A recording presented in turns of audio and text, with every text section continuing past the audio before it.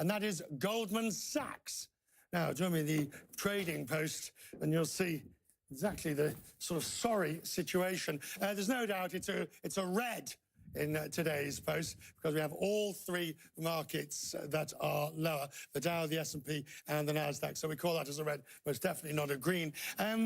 No sign, obviously, of any records, and not even near sign of any records. A mid-session recovery gave way to this late-session rout, and of course, at this time of the day, the last hour, well, it's always extremely dodgy, because you'll suddenly see that you can suddenly see, it's not a definite, selling accelerate. And it's the last full trading week of the year. So US stocks have now given up all the gains for the year so far, and now everyone's watching the Fed. Some suspect it could still raise interest rates on Wednesday. And in case there was any doubt about Donald Trump's views on all of this, the president tweeted, "It is incredible. With a very strong dollar and virtually no inflation, the outside world blowing up around us, Paris is burning, and China way down, the Fed is even considering yet another interest rate hike. Take the victory!" Paul Krugman in the C-suite. Good to see you, sir. Good to see you. Well, what did you make? I mean, should the Fed listen to the president and not raise rates? Okay, I'm in the peculiar position of thinking that the Fed should not raise rates, but it should not listen to the president, which is a hard position. We'll allow you that. No, it's a hard position, because I think he's put the Fed in a difficult position. Because there's a pretty good case for not raising rates now, but to not raise rates in this meeting would look like they were allowing themselves to be bullied. So he actually, that was an extremely counterproductive tweet. There's a lot of arguments to say that the Fed really ought to pause for quite a while here, but it's very important for them not to be seen to be politicized. So he may have put them in a very awkward position. When we look at today's just another day of volatility in the market. But there comes a point when this level of losses does become a self-fulfilling prophecy towards a slowdown and a recession. Well, always what I have to remember. First of all, the stock market is a pretty poor predictor. The old Paul Samuelson line. The stock market predicted 9 of the last 5 recessions, and it's also, although the stock market is a source of wealth, and if it goes down, that hits people, but it's not nearly as important as, say, fluctuations in housing prices. Stocks are held, even now, by most are held by a relatively small number of people who are not all that liquidity constrained, not all that sensitive to prices. So, the stock market itself is not that big a deal. There is this. I'm trying to make sense. There's this pessimism that you're now seeing in the business world all of a sudden. And I don't know whether that's CEOs know something or it's just they're blowing off steam, but something is happening. Right. And we saw that with the CFO survey. Yeah. We saw it this week with the CEO survey. And I'm wondering whether they are merely reacting to lower asset prices, because they're the ones who will feel, obviously, the fullest effect. And they've got this trade issue, the trade problem. Yes. Now, the trade thing, I mean, I've been poo-pooing all of this a little bit, moderate poo-pooing, because the biggest trade issues are, NAFTA has essentially been saved. It's been slightly relabeled, but it's been saved. There's not going to be a trade war within the EU, except for Brexit, which is a whole other thing. The rest of the world is not. It's really U.S.-China is the flashpoint right now, and that's not that big a deal from the world point of view. To those who say that, and I've read your articles, your columns, but to those who say, well, actually, the president is doing a half-decent job when it comes to his trade negotiations. NAFTA, all right, he came out of TPP, but he's got NAFTA. China's slowing down and has got him where they want him. Well, the thing is, on NAFTA, I mean, he has essentially just repackaged an existing agreement with a few changes that actually make it a little bit worse. But and on China, the trouble is, what does he want from China? It's not clear. There are some real issues with China, but those aren't being addressed. Intellectual property, technology transfer, and the bilateral trade balance, is actually getting worse if by his. So I'm not sure what's going on with China, but it doesn't look like it's creating a lot of turmoil, a lot of uncertainty for no clear objective there. The global economy is slowing down. You would agree on that? Yes.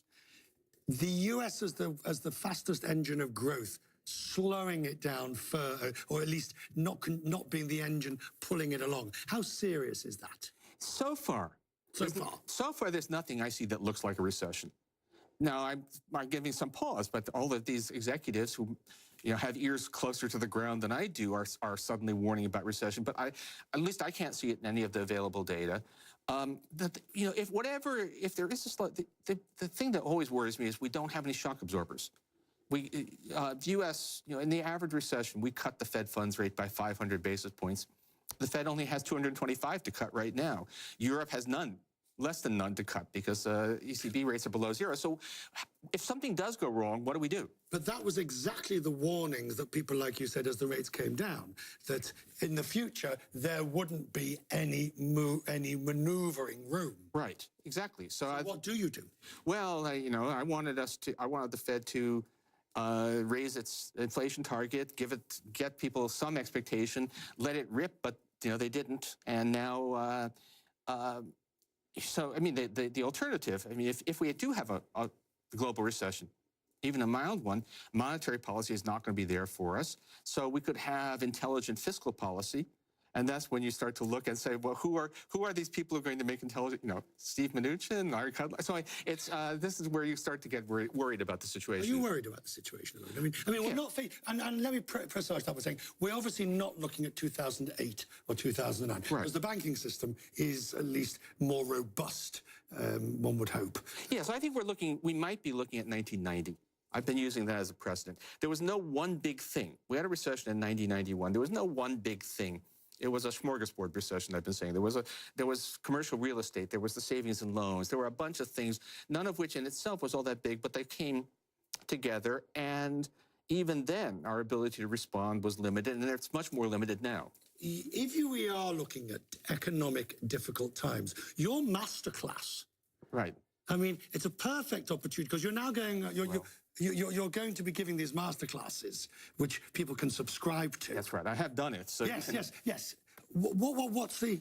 Well, it's about economics. Various you have a love of economics, and this was a chance for me to. I didn't think of it as being about current events, though they come up. But this was not economics to study for college, but economics. What you, an intelligent, interested citizen, ought to know. And this is where I started. A little bit of conveying my love for the subject, because it's actually. No one will believe it, but economics is a beautiful thing. And the response? It's very hard to know. I mean, I hear people who, talking about it, but I have no metrics. I don't know how many people are watching. The whole art or science of economics, whichever way you wish to view it on any given day, the general population learned more about economics than perhaps they'd ever wished to following the financial crisis. Right.